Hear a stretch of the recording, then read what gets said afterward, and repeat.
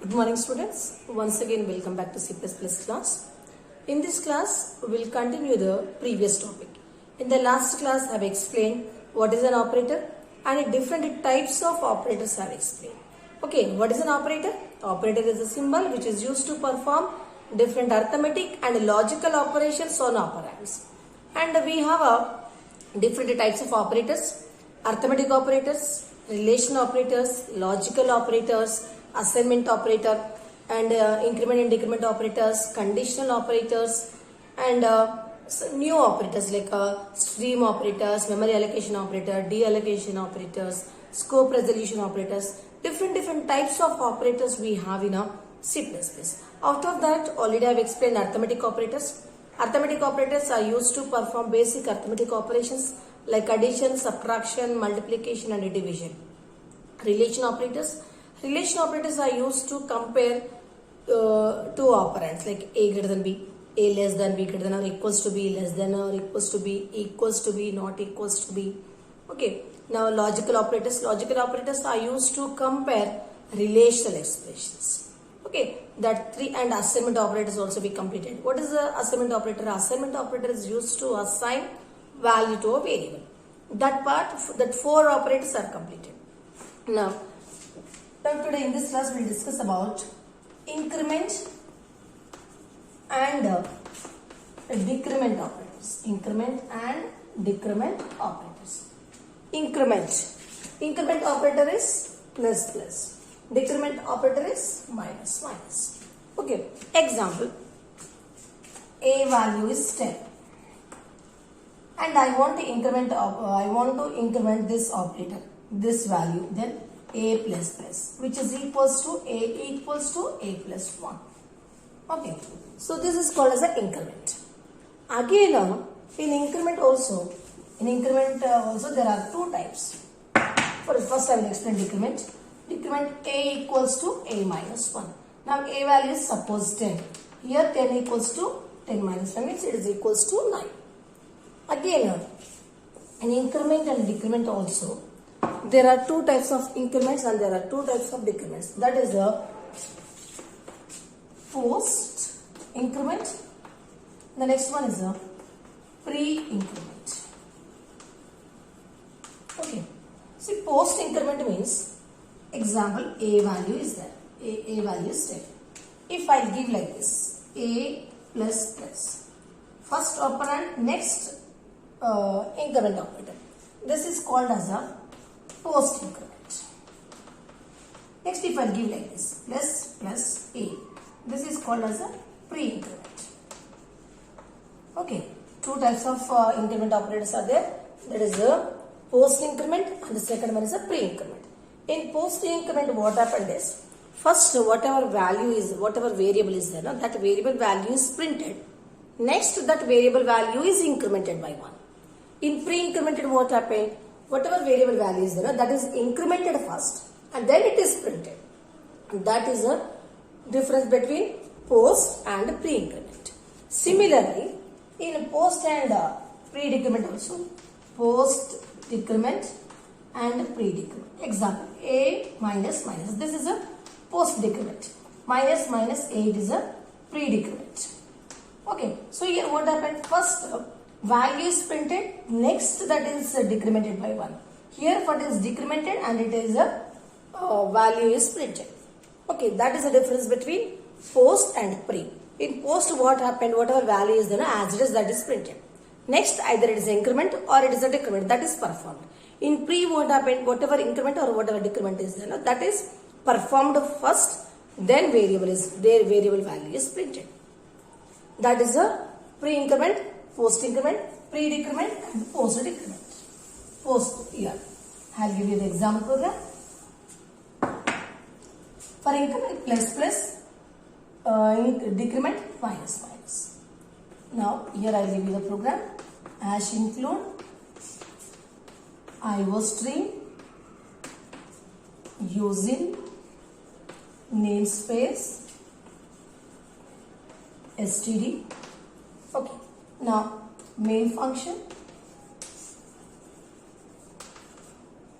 I am giving a value a equals to 10. and it is a type of integer. Okay, integer int value is 10. Now I want to print like cout a, 10 is printed. Next cout a plus plus. What you will get? 10 only you will get, because it is incrementing. Okay, after printing the value, it is increment. Now cout a. Here you will get a 10, here also you will get 10, here you will get 11. Because after incrementing, we are printing. This is a increment operator. Now cout a 11, cout a minus minus 11 is printed. Next cout minus minus a example. Then you will get a 10. Okay. Or directly you can give like this one. A minus minus a. Next you can give minus minus. Cout minus minus a. Here a minus minus. A value is 10. 10 is printed. Next minus minus. Here you will get a 9.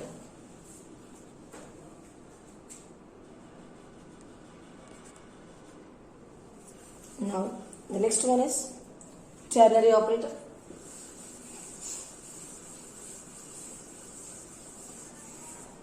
It is also called as a conditional operator. Conditional. Conditional operator, this part also already I have explained in a C programming. Means actually it is a pair of question mark and a colon. See, if you want to check which value is the biggest among two, like how you will write, if a greater than b, print a, else print b. Example.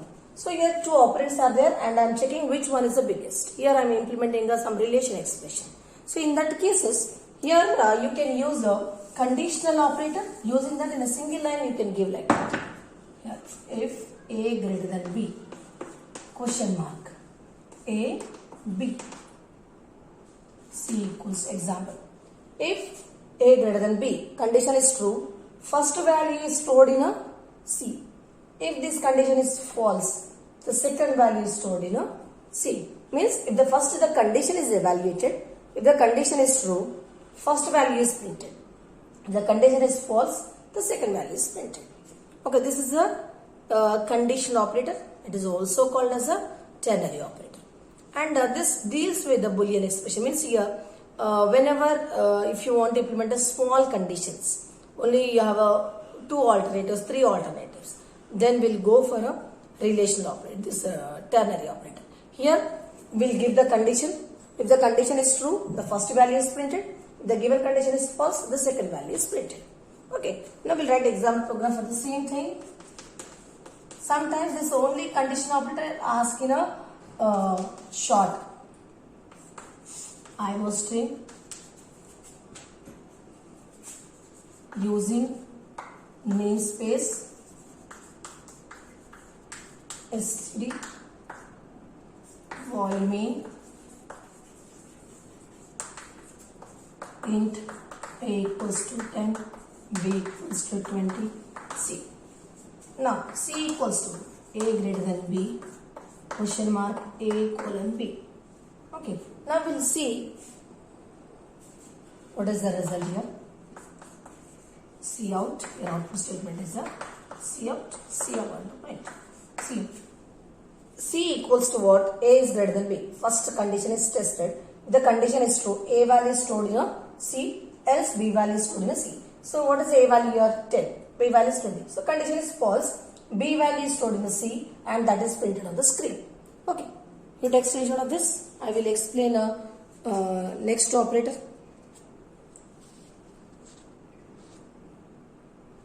Now we'll discuss about bitwise operators.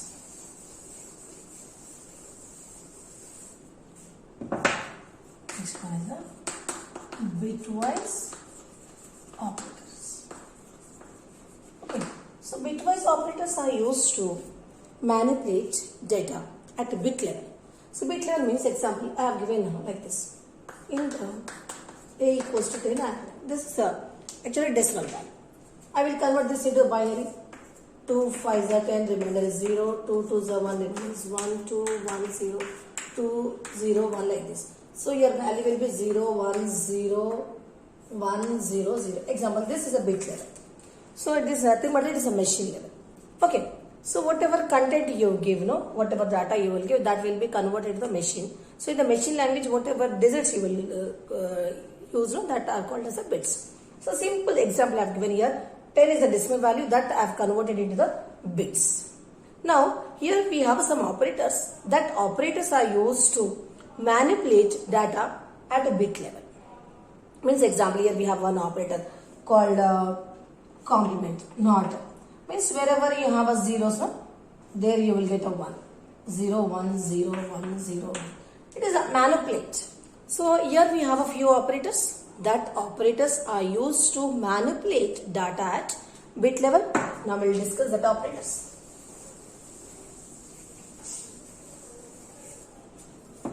First one is left shift. So example, you have a 0 0 0 0 1 1. You have some content. What is that value?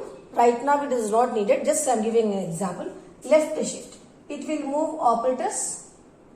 Means left side, means it will move like this 0 0 1 1 0 0 like this. It will move the bits left side, means you have given left shift.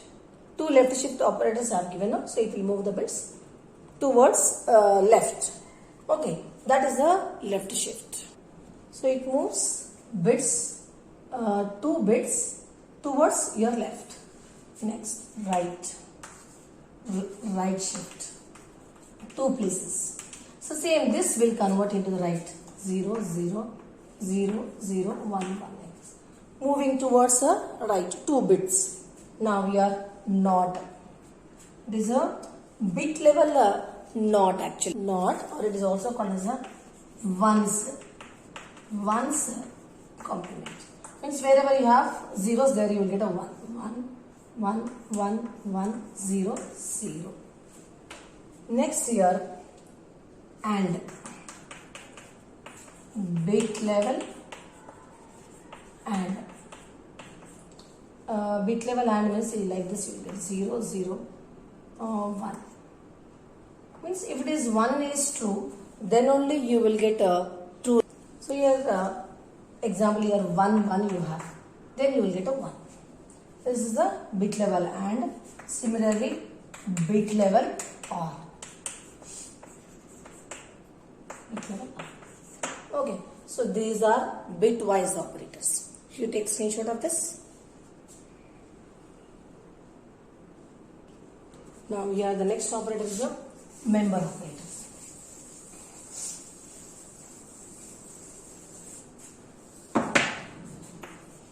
Member operators.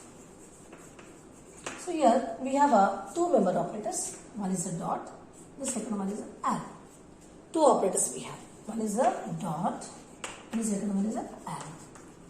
So these 2 operators are used to access the members of a structure or members of a union.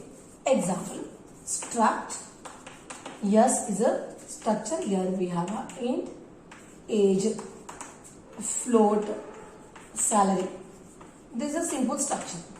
Now in C++, here you can access, you can use members of a structure by using these 2 operators like this. What is the structure name? S dot age equals to example 10. S dot age equals to 10 or S arrow age equals to 10. So these 2 operators are used to access the members of the structure and union. In C already we did this. In C++ we have one more operator to access the members of a structure or members of a union. Okay, these 2 operators. Okay, so in the table you write, there is a dot and there is an arrow, 2 operators. So when come to example, structure name dot member. Yeah, structure name dot, not dot, it's arrow, and it is a member. So these two operators are used to access the members of a structure. In C we used only one dot operator, but in C++ we have one more operator, that is the arrow. Okay, you take screenshot of this. Now here the next operator is stream operators. Okay, stream input and output operators. Stream input and output operators. Okay, here we have two operators, like this is output and this is for a input. This is called as a output as a insertion operator. Insertion operator, and this is a extraction operator. These are very important and you will get in each and every program in CC. Okay, stream input and output operators. This is will use with the output statement insertion operator, and this is with the input statement extraction operator, extraction, taking. Okay, and this operator is used with input and this is used with output operators, like this. Cout, insertion, enter a value. Like in C programming, we have a scanf function. Similarly, in C++, we have a insertion operator which is used to insert something on the output screen. Or we can say that here cout is a output statement and this insertion operator is used with output function. Next, cin is the input. These are called as an extraction, which are used to extract input from a user. Example A means we are taking a value from a user. Okay, to take this example, I will write one example program.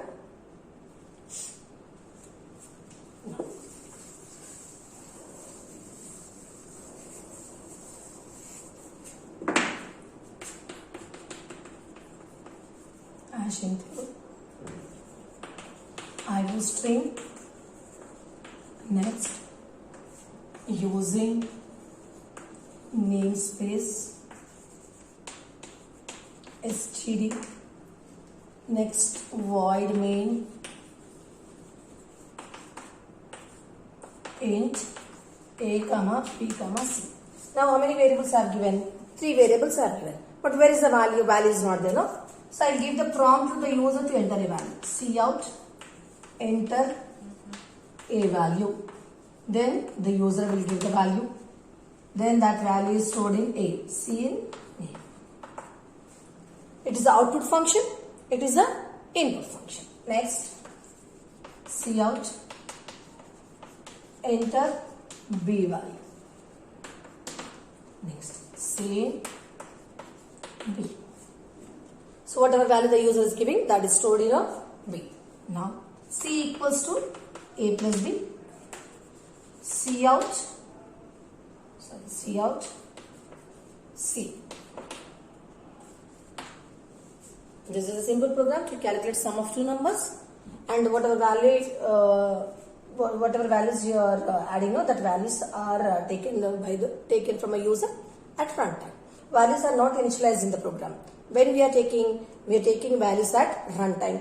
Like the same program we did in a C program by using a scanf function. Same. Instead of a scanf, what we are writing? C. Instead of printf, what we are writing? Cout. Okay. You take screenshot of this. I'll explain a scope resolution operator. Next one is a scope resolution operator.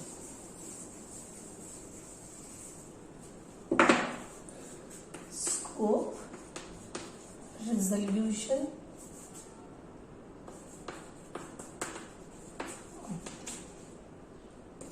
two columns. See, actually when you are writing a program, you will write some local variable and a global variable.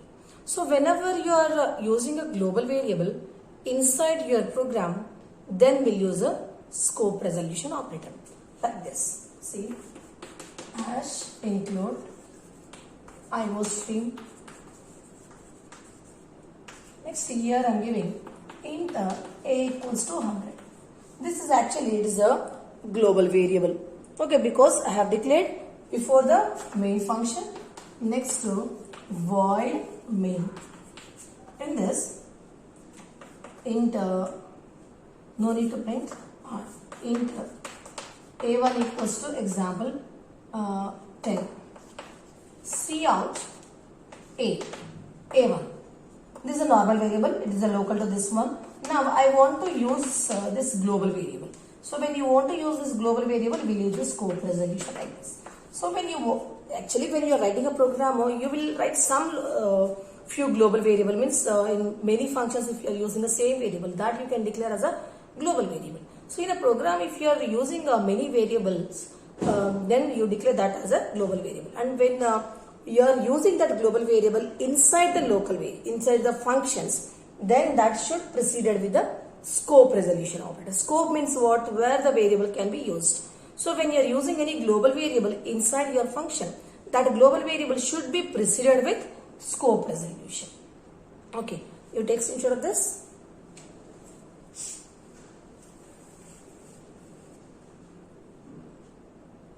And in the C++, we have two more operators. First one is a new operator and the second one is a deletion operator. So one is a new operator, second is a del operator. So actually, what is the use of this operator? See, as already explained, when the class is created, you won't get the memory. When the object of the class is created, then you will get the memory. So when you are creating an object, you can use this new operator, and a new operator is used to give a memory. It is also called as a memory allocation operator. This operator gives the memory to the class. Example, A, OB, new A. Example, this is a simple syntax for creating an object. This is the object creation. So when object is created, a memory is allocated. So that is possible by using a new operator. So new operator is called as a memory allocation operator. This operator is used to assign some memory to a class. Now the del operator, delete operator is the opposite of new, which is used to deallocate the memory which is given to a class. Next here we have one more operator, that is a size of operator.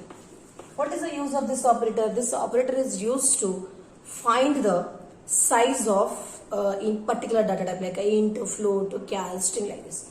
See, example I have given like this. Cout size of int. So how much memory is given to integer data type in C++? You can find out.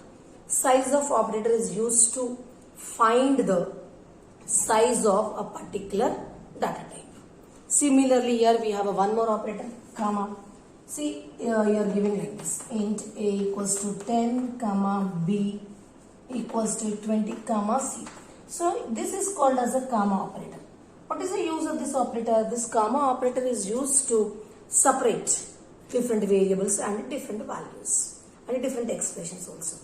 So these are the operators in C++. Okay, so similarly, like in C programming, whatever operators we discussed, all the operators you will get. Okay, C program, what you have? Arithmetic operators, relational operators, bitwise operator, logical operators, assignment operator, increment and decrement operator, conditional operators. Okay, all these operators already you have in C programming. What extra operators are added in this? First one is a member operator. Okay, that is a dot and arrow. New operator for memory allocation. Del operator for a deallocation.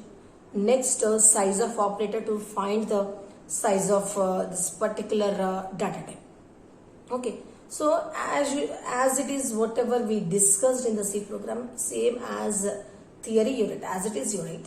Just you change the instead of hash include stdio.h, you write hash include iostream using namespace std, and the remaining part is same.